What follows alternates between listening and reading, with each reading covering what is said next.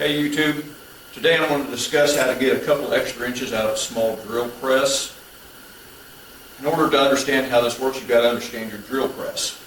This is a standard 8-inch drill press. They're affordable for those of us on a low budget, and they take up very little room. But they can offer some challenges. To understand what an 8-inch drill press is, it's basically from your work table to a center shaft inside your chuck. A lot of people believe it's from the bottom of the chuck, but if you measure it, it's only 7 inches. Now, with only 7 inches of work room, that can present some problems. Most of us create a nice work table or surface out of 3/4 inch MDF. That knocks us down to about 6 1/4 inches of working space.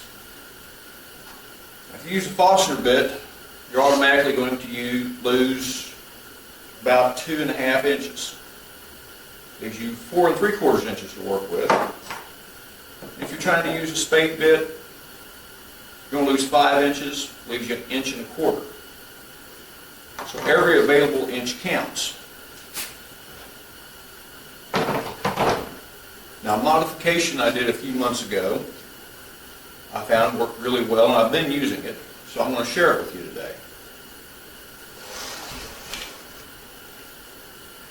If you look on the side of your drill press, there's generally a couple of set screws.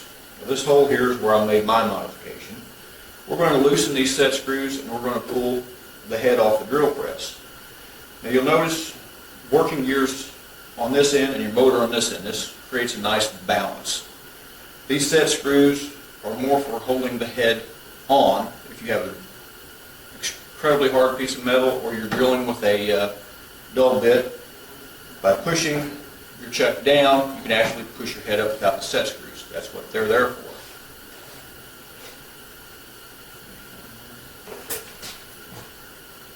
Now, usually a couple of bolts or an Allen wrench will take them right out.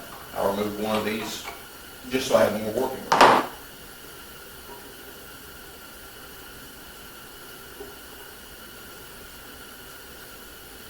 To give you a better idea of what we're going to gain, I'm going to use a permanent marker just to mark the base of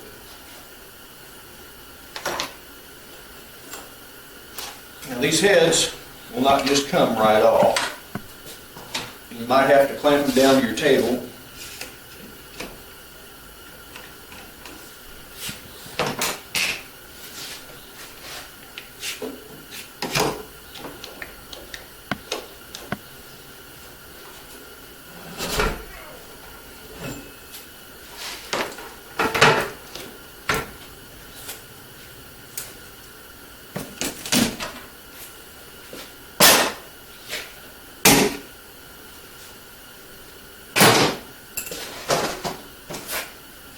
Inside there, you can see this thing rests on about 2 1/4 inches of extra pipe. You can't see it, but inside the head, there's just a little stop up there. It's nothing more than maybe a 1/4 inch barb that sticks out. Now, what I did is I drilled straight through one side to the other, a 1/4 inch hole. Took a piece of 1/4 inch rod, cut it just a little long, and I did heat and mash one side of it. All this is going to do is give the drill press a new point to rest. When you're drilling through cast iron, always start with one size smaller. Cast iron, think of it like glass. It is a very brittle metal and can actually shatter. And this will void your warranty. This drill press is over 20 years old, so I'm sure the warranty has long since expired.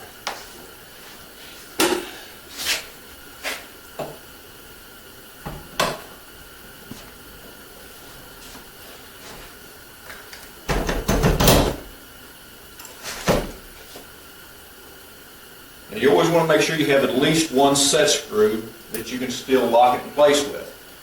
I could easily move this set screw to the other side, drill it, thread it, but I've gotten along well for the last few months with it.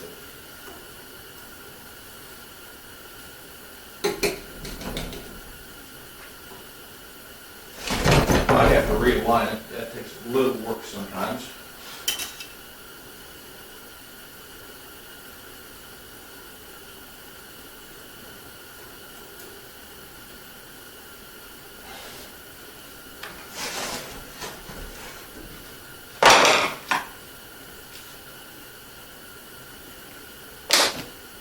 That little adjustment, I gained about 1 3/8 inches. Doesn't seem like a lot, but that little bit helps. So my 8-inch drill press is now, I've got 8.5 inches of clearance between the bottom of my chuck and the top of my work table.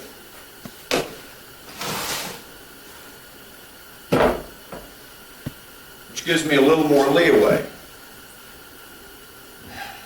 If you're purchasing one of these, a lot of people will go through and you'll see 8-inch, 10-inch, 12-inch, and 18 inches. But you'll realize the stroke, which is the movement of your chuck, on most of these is only 2 inches. Now you can either do this modification, or this pipe back here will unscrew from this. This is a 2-inch piece of pipe.